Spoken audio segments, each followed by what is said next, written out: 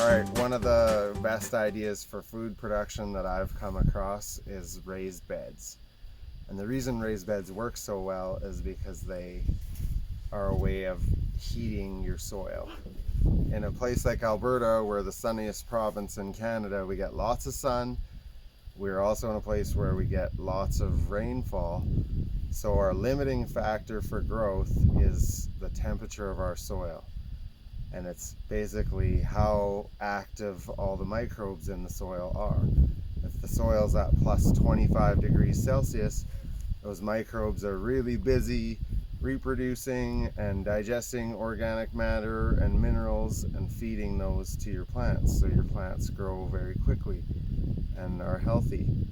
Whereas if the soil is really cold and it's only plus 5 degrees Celsius, the microbes in the soil are working very slowly, and they'll still feed some nutrients to your plants, but your plants are going to grow a lot slower. Another reason that raised beds can increase your production is because you always have drainage when you do get big rainfalls. If you've ever seen when it rains a couple inches and you have water sitting on the ground in little pools, that tells you that the soil is saturated. That means there's hardly any air left in the soil for all those microbes to breathe, and they need to breathe just like us. So if they don't have air, they move a lot slower than when they do have air.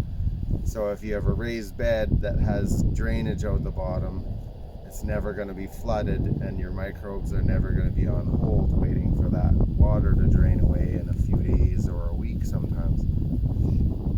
So solar heating your soil can warm it up even more, and if you use a system like old tractor tires, which are generally free, then you've got a raised bed that heats up in the sun and actively heats your soil, which gives you even more production.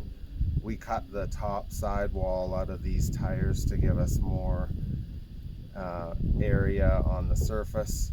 I left the bottom sidewall in so that it kind of creates a little bit of cupping and stores a little bit of water in there.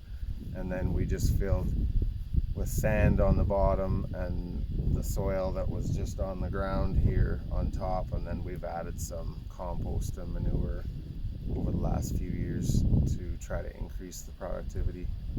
But the production out of a raised bed like this versus a garden in the ground just over there is hardly comparable. We get probably 4 times the production out of a raised bed than we do garden in the ground.